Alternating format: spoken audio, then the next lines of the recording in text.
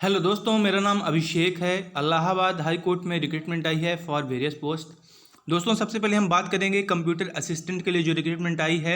इसके अतिरिक्त हमें पता है दोस्तों कि आरओ और एआरओ के लिए भी रिक्रूटमेंट आई है। इसी वीडियो हम जस्ट इसी के बाद हम उसे भी इन ब्रीफ देख लेंगे दोस्तों। तो देखिएगा, कुछ डेट्स ऐसी हैं जो कि आप फॉर्म अप्लाई करेंगे तो आप 17 तारीख से, ये देखिएगा, आप अप्लाई कर सकते हैं। स्टार्ट हो चुका है 17 अगस्त से, मतलब अभी ये फॉर्म भरना स्टार्ट हो गया है। से लेके 16 सितंबर 2021 तक आप इस फॉर्म के अप्लाई कर सकते हैं। और फी वगैरह आप पेमेंट इसी के बीच कर सकते हैं। 17 यहाँ पे लास्ट डेट मेंशन है, आप बीच में पहले ही कर दीजिएगा। देखिएगा, ये जो आपका कंप्यूटर असिस्टेंट के लिए रिक्रूटमेंट है, इसमें आपका जो टोटल पोस्ट है तो ओनली 15 है, जो हम देखेंगे आगे। और उसके अतिरिक्त अगर फ़ी की बात करें तो SC ST के लिए 600 है और OBC और जनरल के लिए है 800। देखिएगा, अगर आप यूपी के बाहर के हैं, लाइक मैं MP का हूं, तो मेरे लिए फ़ीस 800 रहेगी प्लस जो GST चार्जेस रहेंगे। वहीं पे अगर मान लीजिए आप कोई मिस्टेक कर देते हैं फॉर्म भरने में, तो 18 से 21 के बीच आप इसे सुधार सकते हैं, अपडेट कर सकते हैं। एग्ज़ाम डेट वगैरह वगैरह, एडमिट कार्ड वगैरह वगैरह की डेट जो है वो बाद में आपको मेंशन की जाएगी ऑफिशियल वेबसाइट पे। देखिएगा, रिक्रूटमेंट ओनली ऑनलाइन मोड पे होगा, मतलब आपको फॉर्म भी ऑनलाइन मोड पे अप्लाई करना है। आपको किसी एक पोस्ट के लिए, चाहे आप आरओ एआरओ या फिर कंप्यूटर असिस्टेंट के लिए जिसके लिए भी अप्लाई कर रहे हैं, तो आपको केवल एक फॉर्म यहाँ पे सबमिट करना है। अगर आप एक के बाद दो कर देते हैं उसी पोस्ट के लिए, तो आपका ये दूसरा वाला सही माना जाएगा, पहला वाला कैंसिल हो जाएगा। देखिएगा, नंबर ऑफ पोस्ट इसकी 15 है। यहाँ पे नंबर ऑफ पोस्ट आपकी 15 है फॉर कंप्यूटर असिस्टेंट। और लेवल ये 4 की जो पे इंडेक्स ऑफ 7 CPC है, उसमें 25,500 से लेकर 81,100 है, मतलब काफ़ी अच्छा ग्रेड पे इसका है या फिर पे ग्रेड है। एंड आपका जो क्वालिफिकेशन है, आप ग्रेजुएट होने चाहिए किसी भी सब्जेक्ट से, चाहे आपका BA BSc कोई भी हो या फिर BE हो, आप ग्रेजुएट होने चाहिए। उसके अलावा आपके पास कोई कंप्यूटर का डिप्लोमा या DC या फिर ऐसा कोई भी हो। अगर वो नहीं है तो आपके पास O लेवल सर्टिफिकेट है, उस समकक्ष का कोई होना चाहिए। या फिर यहाँ पे दोस्तों CCC है। CCC ये काफ़ी आसान सा पेपर होता है, मैंने भी क्वालिफाई किया है। तो आपके पास या फिर ये रहे, इनमें से कोई भी है तो आपको टेंशन लेने की ज़रूरत नहीं है, आप अप्लाई कर सकते हैं।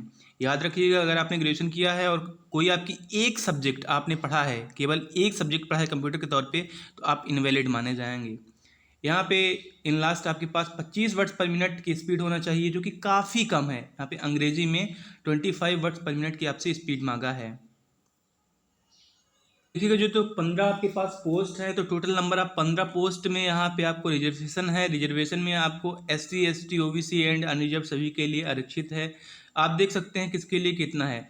देखिएगा, अगर आप यूपी के बाहर से हैं तो आप अनरिजर्व में ऑलरेडी फॉल हो जाएंगे, और यहाँ पे आपका केवल 8 पोस्ट है। मतलब अगर आप कंप्यूटर असिस्टेंट के लिए अप्लाई कर रहे हैं, MP से हैं, बिहार से हैं, तो आप केवल 8 पोस्ट के लिए एलिजिबल रहेंगे। टोटल नंबर ऑफ पोस्ट 15 है, और कुछ इस तरह से शेड्यूलिंग है, मतलब रिजर्वेशन। और देखिए, सबसे बड़ी बात कि आपकी एज क्या होनी चाहिए, तो आप 18 से लेकर 35 साल के बीच होने चाहिए अगर आप UR से हैं, अनरिजर्व से हैं। उसके अलावा जो आपकी कट ऑफ डेट रहेगी for any kind of qualification जो आपने पढ़ा है उसके लिए, और जो आपकी उम्र है 1 जुलाई 2021 से मानी जाएगी। मतलब आप इस डेट को न तो 2 जुलाई 1986 से पहले आपका जन्म हुआ हो, न तो 1 जुलाई 2003 के बाद आपका जन्म हुआ हो। तो ये आपका डिसिसिव पॉइंट रहेगा for applying for these post. Obvious है कि सभी को एज रिलैक्सेशन मिल रहा है अगर आप यूपी से बिलोंग करते हैं एंड आते हैं रिजर्व कैटेगरी से। लाइक अगर आप SC ST के हैं तो आपको 5 साल की छूट मिल रही है, जैसा कि यहाँ पे बताया गया है। और आप बिलोंग होने चाहिए उत्तर प्रदेश से। मतलब अगर आप मान लीजिए मध्य प्रदेश के हैं और आप SC या ST से बिलोंग कर रहे हैं, तो आप उत्तर प्रदेश के लिए अप्लाई करेंगे तो आप अनरिजर्व में जाएंगे, मतलब आपका वहाँ पे आरक्षण काम नहीं करेगा। इसी तरह से सभी के लिए यहाँ पे रिजर्वेशन है। सबसे ज़्यादा रिजर्वेशन जो हैंडीकैप्ड कैटेगरी के लोग हैं उनको 15 साल की मैक्सिमम यहाँ पे छूट मिलेगी। अगेन देखिए, ये फॉर्म सभी अप्लाई कर सकते हैं पैन इंडिया से। अगर आप इंडिया में कहीं भी रहते हैं, किसी भी स्टेट या टेरिटरी से बिलोंग करते हैं, या फिर जो यहाँ पे मेंशन्ड है कंट्रीज़ के नाम, अगर आप वो क्राइटेरिया फिलफिल करते हैं तो आप इसके लिए अप्लाई कर सकते हैं। चलिए सिलेबस की बात कर लेते हैं। तो आपके सामने सिलेबस है। देखिएगा, केवल एक स्टेज आपका इसके लिए होगा। 2 पेपर रहेंगे। पहला GS का रहेगा। GS मतलब आप ओवरऑल मान लीजिए कि पहला पेपर, और पहला पेपर भी जो रहेगा वो 200 नंबर का रहेगा। कोई भी माइनस मार्किंग नहीं है और कोई भी मिनिमम क्वालिफाइंग मार्क्स नहीं है। 200 क्वेश्चन रहेंगे, 200 मार्क्स का रहेगा। एक क्वेश्चन 1 नंबर का रहेगा। आपका 3 घंटे टाइम मिलेगा, मतलब बहुत अच्छा टाइम मिल रहा है।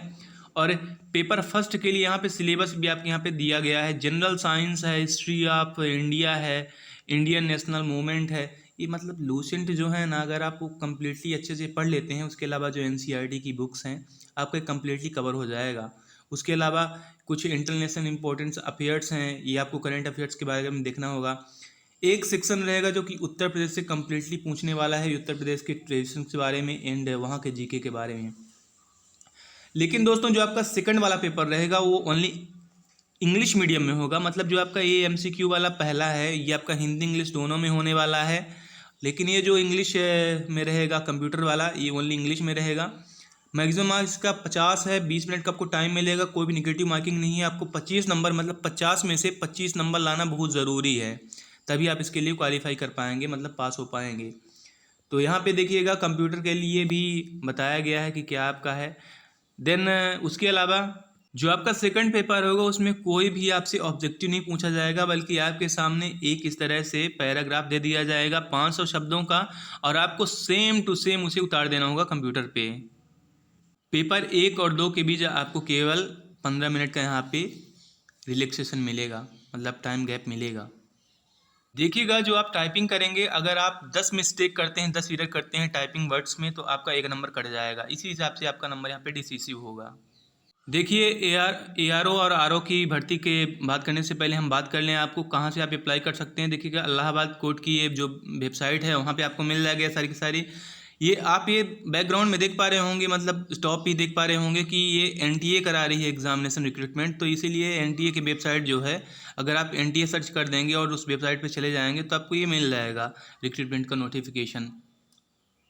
NTA अर्थात नेशनल टेस्टिंग एजेंसी ये करा रही है, जो कि नीट वगैरह का भी एग्ज़ाम कराती है। यहाँ पे दिल्ली यूनिवर्सिटी का जो और एग्जामिनेशन आ रहा है उसके लिए भी करा रही है। यहाँ पे अब देखिए हम बात करेंगे रिव्यू ऑफिसर RO के लिए और असिस्टेंट रिव्यू ऑफिसर के लिए जो नोटिफिकेशन सेम टू सेम उसी तरह से है जैसा कि मान लीजिए कंप्यूटर असिस्टेंट के लिए है। कुछ यहाँ पे चेंजेस हैं जो आपको जानना ज़रूरी है, चलिए हम बात करते हैं। देखिएगा आप ये फॉर्म उसी डेट तक भर सकते हैं, 17 से लेके 16 तारीख तक, और 17 आपकी लास्ट डेट है for paying fee. And fees की बात करें तो वही है जो आपका कंप्यूटर असिस्टेंट के लिए था, 800, 600। एंड यहाँ पे करेक्शन करने के लिए 18 सितंबर से लेकर 30 सितंबर तक है। और उसके अलावा यहाँ पे जो और डेट्स हैं like examination and admit cards का, वो बाद में आपको मेंशन किया जाएगा। रिलेवेंट वेबसाइट की हमने बात पहले ही कर ली है कि ये देखिएगा इलाहाबाद जो कोर्ट है वहाँ के लिए आप जा सकते हैं, या फिर आप NTA की वेबसाइट पे जा सकते हैं, आपको यहाँ पे ऑफिशियल PDF पे भी ये मिल जाएगा। तो और बातें हैं कि आपको कितने एप्लीकेशन से अप्लाई करने हैं, कैसा कैसा, ये हमने पहले बात कर ली और सेम है पूरा। दोस्तों सबसे मज़े की बात ये है कि यहाँ पे देखिएगा कोई चेंजेस नहीं है क्वालिफिकेशन में भी। आपसे देखिए यहाँ पे ग्रेजुएशन भी मांगा गया है, और वो जितना भी आपका डिप्लोमा है कंप्यूटर का CCC है ये मांगा गया है। टाइपिंग स्पीड भी आपका 25 वर्ड पर मिनट इन इंग्लिश मांगा गया है। फॉर रिव्यू ऑफिसर यहाँ पे देखिए 46 टोटल पोस्ट है, पे स्केल इसका 8 है। एंड इसके अलावा अगर आप बात करें असिस्टेंट रिव्यू ऑफिसर की ARO की, यहाँ पे 350 पोस्ट हैं, और qualification exactly like computer assistant का है उसी तरह से है। आप एक बात और ध्यान रखिएगा कि अगर आप कंप्यूटर असिस्टेंट पे जाते हैं तो आप प्रमोट होके ARO और RO बन सकते हैं। यहाँ पे देखिएगा कि आरक्षण किस तरह से है। तो अगर आप MP के हैं, मैं MP का हूँ इसलिए मैं MP पे जोर दे रहा हूँ, अगर आप MP के हैं तो देखिएगा आप RO के लिए केवल 25 सीट ले पाएंगे, इतना मतलब आपके लिए ओपन है, और 176 है फॉर ARO के लिए। तो अगर आप UP के अतिरिक्त किसी भी और स्टेट हैं तो आपके लिए कुछ ऐसे रिजर्वेशन रहेगा, मतलब ओपन सीट्स इतनी रहेंगी, as well as for UP unreserved candidates. देखिए एज लिमिट में केवल एक चेंज है for RO and ARO computer assistant से, कि आपको उसमें 18 साल मिनिमम होना चाहिए था, इसमें आप 21 साल मिनिमम होने चाहिए, मतलब आपकी उम्र 21 साल कम से कम होनी चाहिए। और पूरा कट ऑफ डेट 1/7/2021 है फॉर आपकी क्वालिफिकेशन एंड वगैरह वगैरह के लिए। देखिएगा आप 2 जुलाई 1986 से पहले आपका बर्थ नहीं होना चाहिए, एंड लेटर 1 जुलाई 2000। एज में छूट सभी को उसी तरह है जैसे हमने पहले बात कर लिया है कंप्यूटर असिस्टेंट के लिए। देखिए यहाँ पे सिलेबस में भी कोई चेंजेस नहीं है, जो हमने अभी बात किया है कंप्यूटर असिस्टेंट के लिए, वो RO और ARO रिव्यू ऑफिसर और असिस्टेंट रिव्यू ऑफिसर इन दोनों के लिए बिल्कुल सेम है। यहाँ पे कोई भी आपको चेंजेस नहीं मिल रहा है, आप ये पूरा देख सकते हैं, हमने इसके लिए ऑलरेडी बात कर ली है आपसे। तो देखिए अगेन मैं रिपीट करता हूँ कि जो पहला पेपर रहेगा एमसीक्यू टाइप का जो 2000 मार्क्स का है वो हिंदी इंग्लिश दोनों में रहेगा। जो आपका सेकंड वाला है इंग्लिश का है जिससे आपको टाइप करना है ओनली देख के, वो करना है आपको इंग्लिश में ही ओनली। तो दोस्तों उम्मीद है कि आपको ये वीडियो पसंद आएगी और सारी के सारी क्वेरीज आपकी यहाँ पे सॉल्व हो गई हैं रिलेटेड टू दिस वैकेंसी। अगर आपके मन में कोई और क्वेरी आती है तो आप हमसे आस्क करिएगा दोस्तों। अगर आपको टाइपिंग रिलेटेड कोई भी अगर इन्फॉर्मेशन चाहिए, because I am already working in the ADP office और prosecution department that is currently working with courts, MP court. तो दोस्तों मैं इसके लिए आपको बेहतर तरीके से बता सकता हूँ। अगर आपको कोई ऐसी दिक्कत जाती है तो अपन साथ बने रहेगा। धन्यवाद।